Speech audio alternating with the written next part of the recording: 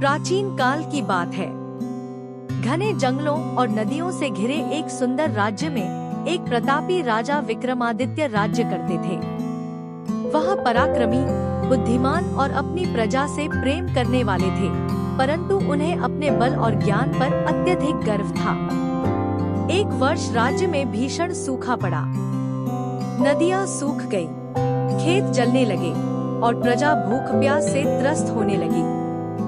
राजपुरोहितों ने सलाह दी कि नाग देवी की पूजा करनी चाहिए, जो जल और उर्वरता की देवी मानी जाती है। राजा ने हंसते हुए कहा, मैं अपने बल से राजा बना हूँ, किसी सर्प देवी की कृपा से नहीं। लेकिन सूखा और गहराता गया। एक रात जब राजा उदास होकर अपने बगीचे में टहल रहे थे, तो अचानक ठंडी हवा चलने लगी और उनके सामने एक तेजस्वी स्त्री प्रकट हुई। उसके शरीर पर सुनहरी कांटेदार शल्के थी और आंखें हरे रत्नों सी चमक रही थी। मैं नाग देवी हूँ, उसने कहा। तुम्हारा अहंकार प्रकृति का संतुलन बिगाड़ रहा है। जब राजा स्वयं को सर्वोपरि समझने लगता है, तब भूमि कराहने लगती है।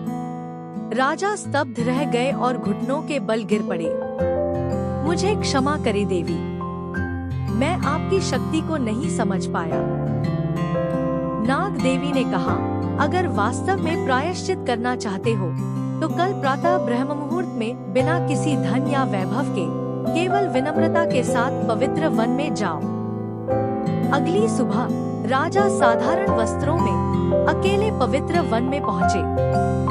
वहाँ एक सूखा झील था, जिसकी जमीन फटी हुई थी। राजा धरती पर बैठकर रोने लगे।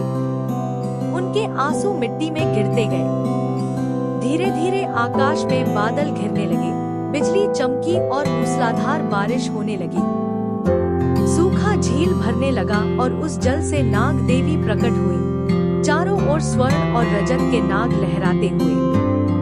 अब तुमने विनम्रता का मूल्य समझा है, नाग देवी बोली। सच्चा राजा वह होता है जो स्वयं को प्रकृति का सेवक माने, स्वामी नहीं।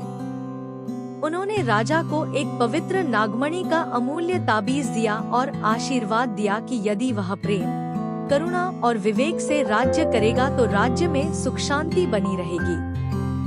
उस दिन के बाद राजा विक्रमादित्य का हृदय बदल गया।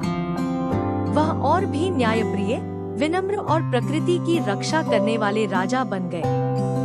सूखा समाप्त हो गया, नदियां बहने लगी और धरती फिर से हरी भरी हो गई। नाग देवी के सम्मान में उस पवित्र वन में एक मंदिर बनवाया गया। आज भी लोग वहां जाकर नाग देवी से आशीर्वाद मांगते हैं।